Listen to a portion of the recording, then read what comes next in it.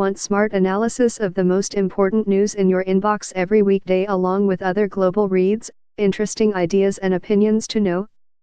Sign up for the Today's Worldview newsletter.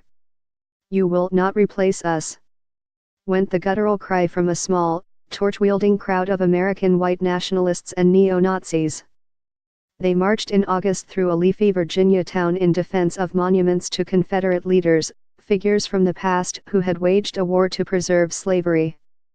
In the uproar surrounding the rally, an anti-fascist activist was killed when a neo-Nazi sympathizer drove his car into a crowd of counter-protesters. The far right spilled blood on American soil. Despite national outrage over the episode, President Trump struck an awkward pose, infamously remarking that there were some very fine people among the neo-Nazis. Trump's attempts at condemnation rang hollow. The young, mostly white men who marched in Charlottesville, Virginia, may be reprehensible adherents of a fringe ideology, but they had been galvanized by the president, who, throughout both his election campaign and subsequent year in power, constantly pulled from a dark seam of ethno-nationalism underlying American politics. A year ago, in the wake of Trump's stunning election victory, it was in vogue to talk about the populist moment upending the West.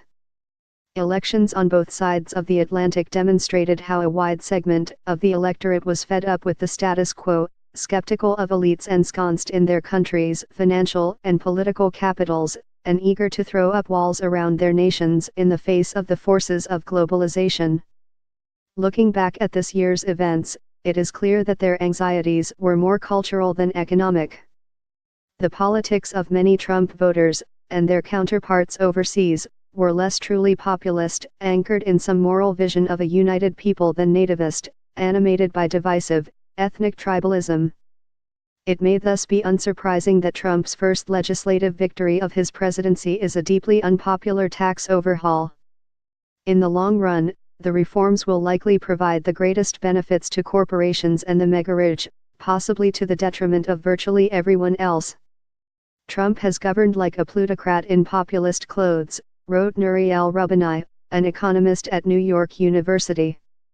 He is betting that social conservatives and white blue-collar supporters in rural areas will vote on the basis of nationalist and religious sentiment and antipathy toward secular coastal elites, rather than for their own financial interests. So the cry of "you will not replace us" can be heard in Trump's hectoring over rapist immigrants and bans on Muslim-majority nations. And like a lot about current far-right American politics, it's imported from Europe. The right-wing, xenophobic French polemicist Renaud Camus popularized the idea of the Great Replacement, that somehow trends of immigration in the West would lead to a kind of demographic extinction event.